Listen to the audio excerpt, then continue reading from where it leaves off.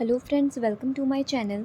और आज की वीडियो में हम देखने वाले हैं HPSSC staff nurse post code 933 का क्वेश्चन पेपर 10 अप्रैल 2022 में ये हुआ है। और इसकी 2 वीडियोस मैंने पहले ही अपलोड कर दिए हैं। जीके, हिंदी, इंग्लिश और आपका रीजनिंग करंट अफेयर की वीडियो 2 मैंने पहले अपलोड करी हैं। उसका लिंक मैं डिस्क्रिप्शन बॉक्स में आपके लिए डाल दूँगी, वहाँ से आप चेक कर लेना। और आपके HPSSC के स्टाफ नर्स के एग्ज़ाम में 200 क्वेश्चन आते हैं इस बार से। पहले 170 आते थे, अब 200 आते हैं। और आधे नंबर का आपका एक क्वेश्चन होने वाला है, क्योंकि मिनिमम मार्क्स 100 है इसमें। देखिए 100 मार्क्स का आपका क्वेश्चन पेपर है, तो आधे नंबर का एक क्वेश्चन हुआ और टोटल 200 क्वेश्चन आपके आने वाले हैं। 2 घंटे का ये पेपर है, तो स्पीड बना के ये क्वेश्चन पेपर करना पड़ेगा, क्योंकि टाइम कम है और क्वेश्चन आपके यहाँ 200 हैं। फर्स्ट क्वेश्चन आया हुआ है, नर्सिंग वाला पोर्शन आज की वीडियो में हम डिस्कस कर रहे हैं, ठीक है। तो the heart is developed from which embryonic structure, उसका आंसर जो है वो सी रहने वाला है, स्प्लैंक्नोप्लियोरिक इंट्रा एम्ब्रियोनिक मीजोडर्म लेयर है जो उसके आगे का नेम लिखा हुआ है ये। और हार्ट का डेवलपमेंट पूछा गया है कौन से एम्ब्रियोनिक स्ट्रक्चर से है, तो सी आंसर इसका करेक्ट है। नेक्स्ट है मेडुला ऑब्लिगेंटा इज़ कॉल्ड, तो बी आंसर है इसका माइलिन सेफेलॉन, ये इसका सही आंसर है। अगर आप हिंदी में इसको पढ़ोगे तो इन्होंने कंफ्यूज करने के लिए हिंदी में भी मेडुला ऑब्लिगेंटा ही लिखा है, जिसको कि हिंदी में एक्चुअल में मेडुला ऑब्लिगेंटा को मेरू मज्जा कहा जाता है। और अगर आप थोड़ा सा दिमाग लगाते तो सीधे आंसर ये वाला बनना था, क्योंकि इसमें मेरू लिखा हुआ है, मस्तिष्क मेरू अक्ष, तो ये इसका सही आंसर है, बी सही आंसर है।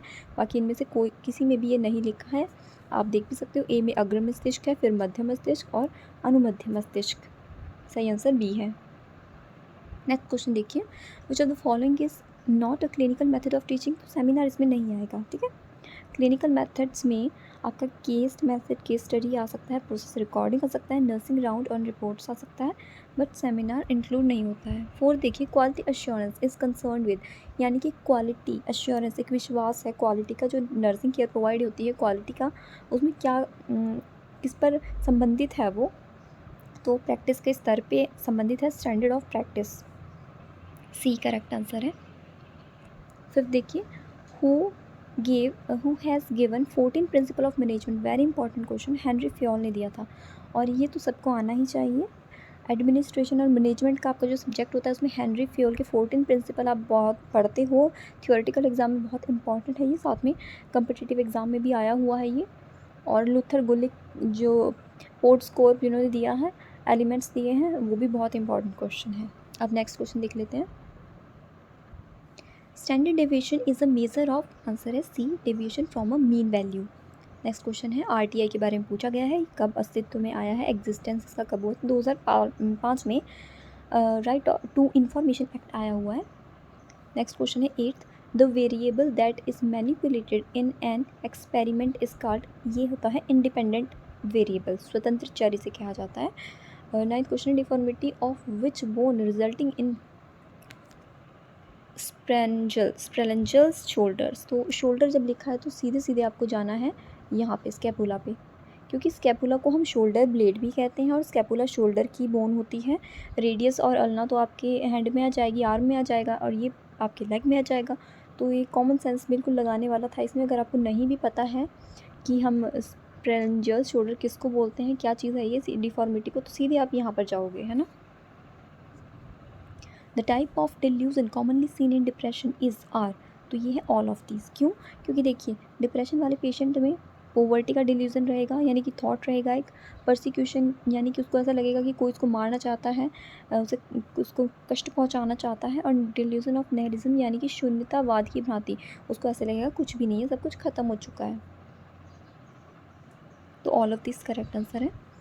11वां क्वेश्चन देखिए, an alcoholic client experiencing burning and tingling sensation of the feet, तो इसका जो सही आंसर है वो है कॉर्कॉफ साइकोसिस, ठीक है, राइट आंसर इसका ये रहने वाला है।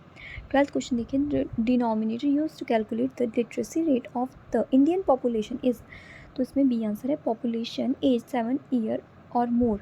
तो भारतीय जनसंख्या की साक्षरता दर के बारे में पूछा गया, इसकी गणना के बारे में, गणना में उपयोग किया जाने वाली कोटि है, तो क्या है, 7 वर्ष या अधिक की जनसंख्या को हम काउंट इसमें करेंगे।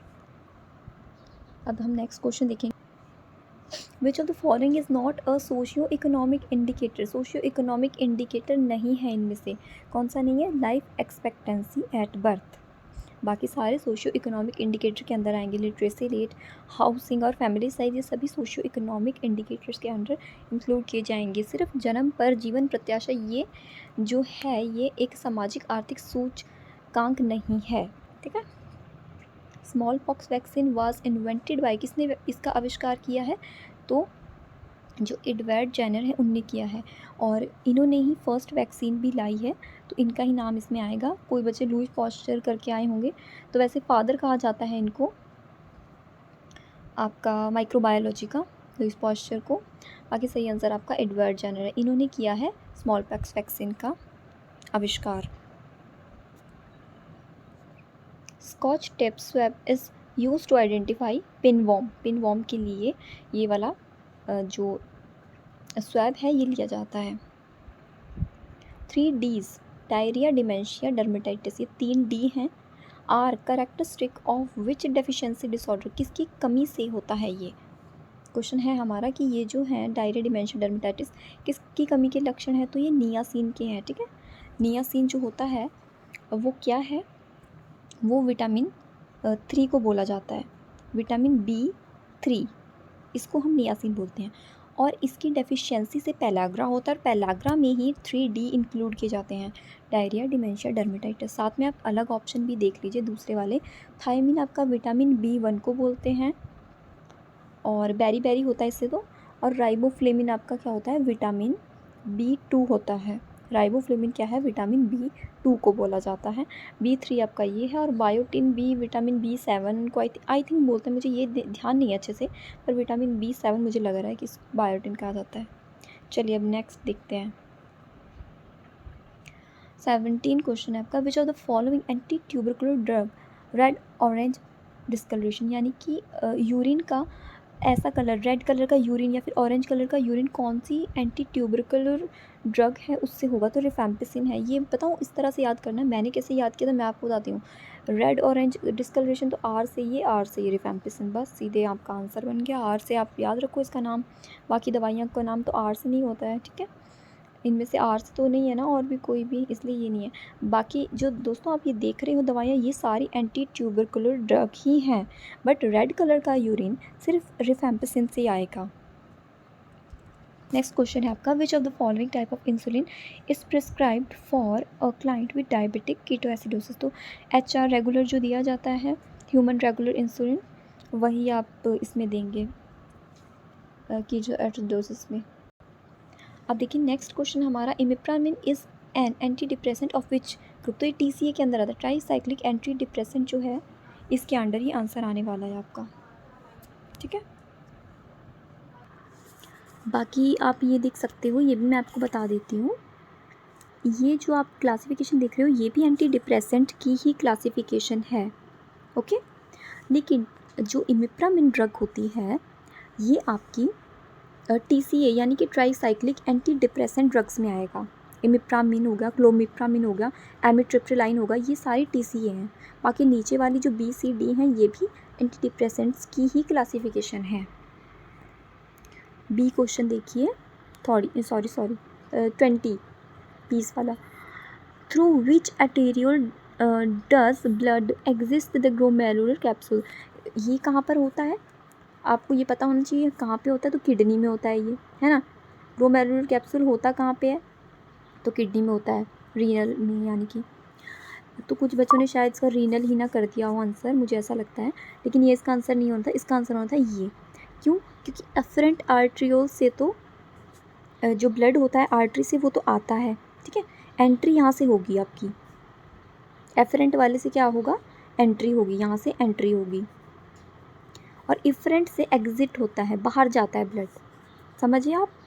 तो इसमें ये दोनों तो होने ही नहीं थे, इसमें बच्चे हाँ हो सकता है कंफ्यूज हो जाएं, तो एफरेंट यानी कि आना और इफरेंट यानी कि जाना, और सही उत्तर हमारा क्या होगा इसमें, ये वाला। एग्जिट पूछा हुआ है, बाहर निकलता है, किस धमनी द्वारा रक्त ग्लोमेरुलो कैप्सूल से बाहर निकलता है, तो एफरेंट। सिंपल हिंदी में आप देखो, बहिर्गामी यानी बाहर जाना, अंतर्गामी यानी अंदर जाना, सिंपल था, ये तो इससे रिलेटेड ही नहीं करते। हिंदी में भी आप पढ़ के देखा करो तो आप आंसर अच्छे से कर पाओगे। नेक्स्ट क्वेश्चन देखिए, absence of bowel sound and abdominal distension after abdominal surgery indicates।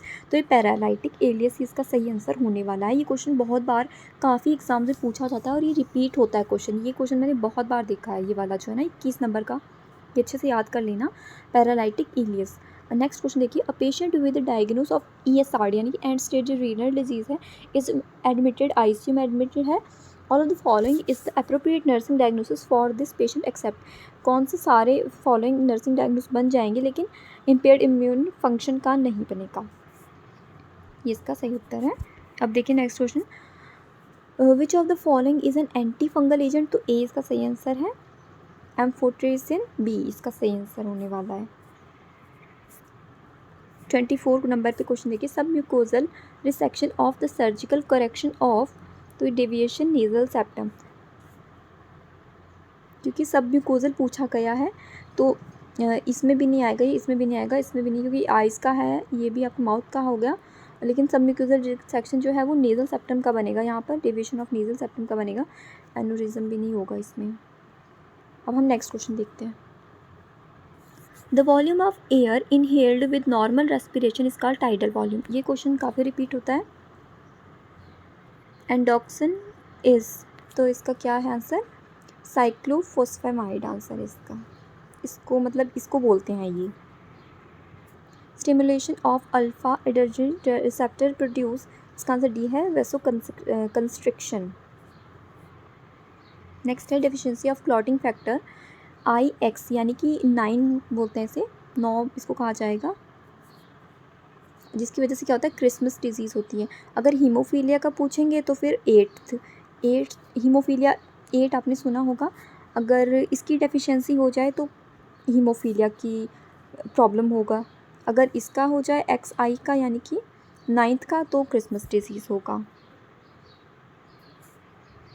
Which of the following food contain first class protein. तो सोयाबीन में सबसे ज़्यादा प्रोटीन होता है, आंसर ये भी सही है, ये भी सही है, ये भी सही है। प्रोटीन इन सबसे मिल रहा है, दाल से भी बहुत मिलता है, लेकिन सोयाबीन से सबसे ज़्यादा, इनमें सबसे ज़्यादा सोयाबीन से मिलेगा। अंडे में भी होता है, तो एग का तो उसमें नाम नहीं दिया हुआ है, तो इसलिए यही वाला आएगा answer. The biparietal diameter of fetal skull, तो biparietal diameter of fetal skull is 9.5 centimetre, ये रहने वाला है। फिर आपका 31 क्वेश्चन है, which are the following is a probable sign of pregnancy. तो जितने भी प्रोबेबल साइन है उसमें जो साइंस होते हैं, जैसे गुडन साइन है आपका, और कौन सा होता है, जैकमर साइन है, तो ये ब्लोइंग ऑफ वेजाइना, ठीक है, तो ये वाला इसका सही आंसर आने वाला है। बाकी सारे आंसर ये नहीं रहेंगे। इसमें क्या होता है, पॉजिटिव साइन होते हैं, कुछ प्रिजम्पटिव साइंस होते हैं, एब्सोल्यूट साइन होते हैं, तो वो साइंस आप अगर लर्न कर लेते हो तो आप इजीली आंसर्स दे पाओगे। एंड ब्लोइंग ऑफ वेजाइना को और हम क्या बोलते हैं, जैकमर साइन भी इसको बोला जाता है। एंड सॉरी एक मिनट, साथ में इसको चैडविक साइन भी बोला जाता है, यानी 2 नाम है उसी के। नेक्स्ट क्वेश्चन देखिए, विच of the following is definite indication of caesarean section. इसमें डी आंसर है, सिफेलोपेल्विक डिस्प्रपोर्शन, जिसमें कि बेबी का हेड थोड़ा सा बड़ा होता है और मैटरनल पेल्विस जो है वो छोटा होता है, तो इसके लिए सिजेरियन सेक्शन की तरफ ट्रीटमेंट जाएगा। बट इसमें थोड़ा सा डाउटफुल ब्रीच प्रेजेंटेशन भी है, तो इन दोनों में मुझे थोड़ा सा डाउट है। सही आंसर इसका वैसे आंसर की में तो डी दिया गया है, लेकिन आप खुद भी सोचिए, ब्रीच प्रेजेंटेशन में भी सिजेरियन सेक्शन रहता है ज़रूरी, फिर सिफेलोपेल्विक डिस्प्रपोर्शन में भी होगा, कंफ्यूजिंग है ये थोड़ा। आप इसका सही आंसर मुझे कमेंट कर दीजिए प्लीज़, थैंक यू। 33 पे देखिए, 47 year old male is admitted with an acute MI यानी myocardial infarction, he is cold and clammy and has severe substernal chest pain and dyspnoea. उसको चेस्ट पेन भी हो रहा है, डिस्निया भी हो रहा है। Which are the following intervention nurse will implement on a priority basis. Priority के हिसाब से पूछा कि सबसे पहले क्या करेंगे, तो सबसे पहले place the patient in semi follower position. देखिए सारे ही ऑप्शंस जो हैं वो गलत नहीं है, सही है, लेकिन प्रायोरिटी पूछी गई है। ये भी उत्तर सही है, इसका मॉर्फिन भी देंगे क्योंकि दर्द है उसको, ब्लैंकेट भी देना चाहिए, एडमिनिस्टर एड्रेनलिन भी देना चाहिए, लेकिन प्रायोरिटी सबसे पहले ये करेंगे, उसके बाद हम चाहे उसको मेडिसिन दें, ब्लैंकेट दें, ये दें, तो ये बाकी सब तो उत्तर बाद में आ भी जाएंगे। प्रायोरिटी से पूछा है तो वैसे ही आंसर देना है आपको। Excessive thrust and frequent and urgent urination is a feature of hyperglycaemia. जाहिर सी बात है, डायबिटीज़ में ही ऐसा होता है जब शुगर बढ़ जाती है, इंक्रीज़ हो जाती है, तो इसलिए ये इसका आंसर रहने वाला है सी।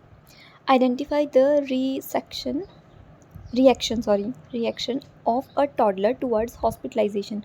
तो देखिए इसमें डिस्प्लेसमेंट सही रहने वाला है, यानी कि अपना गुस्सा दूसरों पे निकालना। तो बच्चा क्या होता है, जैसे खुद बीमार तो है वो, लेकिन वो अपनी मम्मी को परेशान करेगा, हॉस्पिटल में सबको परेशान करेगा, रोएगा काफ़ी ज़्यादा, यही होगा इसमें। प्रोजेक्शन इसमें नहीं आने वाला है, रिग्रेशन तो बिल्कुल नहीं, क्योंकि अनकॉन्शियस फीलिंग को सप्रेस करना ही रिप्रेशन होता है। डिसअपियर भी नहीं आने वाला इसमें, यही इसका सही उत्तर बनेगा। कितना भी सोच लो तो डिस्प्लेसमेंट पर ही इसका आंसर जाएगा। टोटल कितना 3 साल तक का बच्चा होगा आपका, कितने तक बताएंगे हम, 1 से 3 साल तक हम टोटल मान लेते हैं, तो वो उसमें रोना धोना तो कॉमन ही रहता है, तो यही इसमें होगा। अगर वो हॉस्पिटलाइज होगा तो वो खूब रोएगा, और बीमार है, खुद भी परेशान है, लेकिन परेशान वो सबको भी करता है रो रो कर। Which corneal layer is unstable to regeneration, तो इसका बी आंसर है बॉमन मेम्ब्रेन। नेक्स्ट देखिए, the best position for examine the rectum. तो इसमें भी देखिए सिम्स पोजीशन भी बन जाती है, वैसे तो इसमें भी एग्जामिन किया जा सकता है अगर देखें तो, और इसमें भी किया जा सकता है, तो ये थोड़ा सा ये भी डाउटफुल है। अब नेक्स्ट क्वेश्चन देखते हैं, वैसे इसका आंसर ये में नी चेस्ट है, ठीक है। नेक्स्ट क्वेश्चन देखिए, developmental change that occurs across all stage of life is known as life experience approach। इसको आंसर इसका देंगे जीवन अनुभव अभिगम। Which one of the following is a tool used by a nurse administer for supervision। तो इसमें anecdotal record बताया गया है, ये रिकॉर्ड है जो टूल बनेंगे सुपरविज़न में, टूल का काम करेंगे नर्सिंग स्टाफ के लिए। द बेसिक डिफरेंस बिटवीन साइकोसिस एंड न्यूरोसिस, तो इंसाइट होगा इसका आंसर, और क्यों होगा, क्योंकि साइकोसिस में पेशेंट का इंसाइट अपसेंट होता है, न्यूरोसिस में प्रेजेंट होता है। साइकोसिस में पेशेंट को पता ही नहीं होता उसे क्या प्रॉब्लम है, क्या मेंटल इलनेस है, न्यूरोसिस में उसे पता होता है। नेक्स्ट क्वेश्चन है, the advantages of bulletin board are all except. Bulletin board आपने देखा होगा, कॉलेजेस में भी लगा होता है, जिसमें पेपर वगैरह चिपकाए जाते हैं, कुछ इन्फॉर्मेशन लगाई जाती है, तो उसको सोच करके इसमें आंसर देना था कि देखिए effective for displaying textual and pictorial material, तो वो लग सकता है इसमें। एक्सप्लेन इंपॉर्टेंट इवेंट, जैसे कि कोई फेयरवेल है तो कौन सी तारीख को है वो उसमें चिपका दो, सारे बच्चे वहाँ से देख लेंगे, है ना। Highlight important information to large group, वो भी सही है। एक आप कुछ भी कोई इन्फॉर्मेशन है, 26 जनवरी का प्रोग्राम है, तो वहाँ पे लगा दो भाई, इस दिन आना ही आना पड़ेगा आपको, नहीं तो ये फ़ाइन है। तो लार्ज ग्रुप वहाँ पे जो भी बच्चे हैं देख कर चले जाएंगे क्या इन्फॉर्मेशन है। या फिर जैसे डेट शीट होती है वो भी बुलेटिन बोर्ड पे चिपका दो, है ना, तो सारे बच्चे अपनी अपनी डेट शीट वहाँ से देख लेंगे। नेक्स्ट है इसका option, serve as introduction to a particular topic, किसी विशेष विषय को प्रस्तुत करने का माध्यम, तो ये इसमें नहीं आएगा, क्योंकि इतना भी बड़ा नहीं होता कि एक विषय उसमें छाप दो पूरा का पूरा। उसमें छोटे छोटे कुछ कुछ चीज़ें ऐड की जा सकती हैं, जो कि लार्ज ग्रुप यानी कि काफ़ी बच्चे देख सकें उसको, काफ़ी लोग उसको देख सकें। कॉलेजेस में भी वो होता है और दूसरी जगह भी बुलेटिन बोर्ड का यूज़ किया जाता है।